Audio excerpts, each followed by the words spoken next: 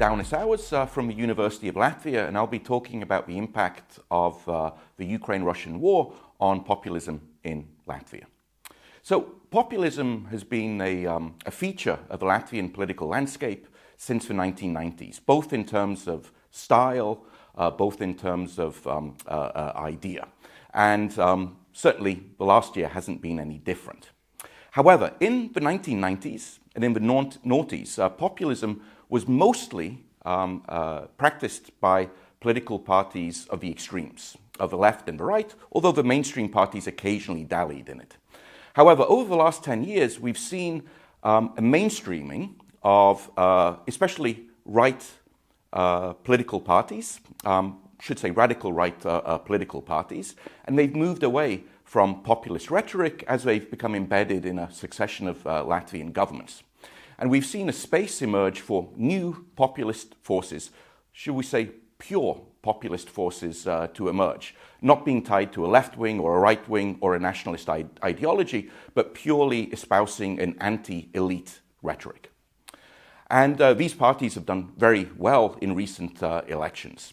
And certainly it seemed to be the case in January 2022, because 2022 was an election year in Latvia. And in January, there were several new populist political parties doing well in the polls and poised to probably fare well in the election. And then the Russian invasion of Ukraine took place. And it changed this landscape for two main reasons.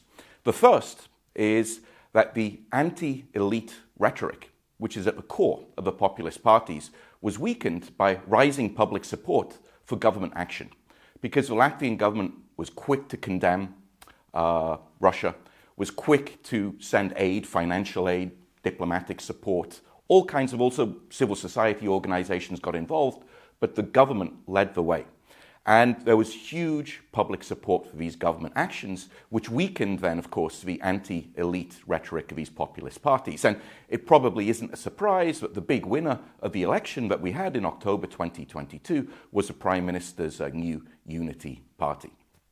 And the other big impact of the war on the populist parties was a change in the economic rhetoric. So the populist parties, in their criticism of government, usually said, we look too much to America. We look too much to Europe. Why don't we look to the East? We're missing economic opportunities with Russia.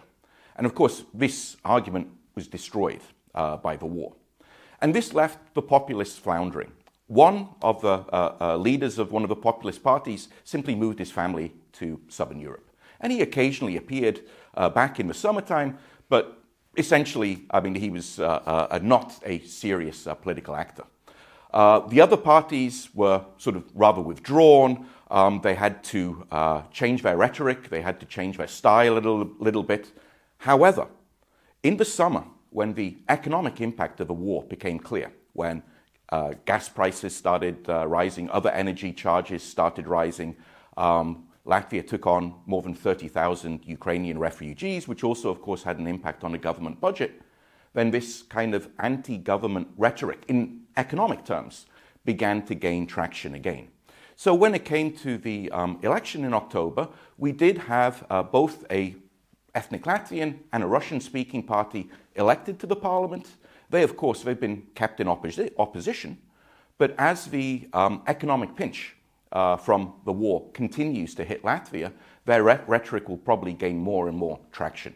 There's little chance of them joining a government coalition, but of making nuisance of, continuing with their populist tropes in the future, I think we can certainly expect that over the next few years.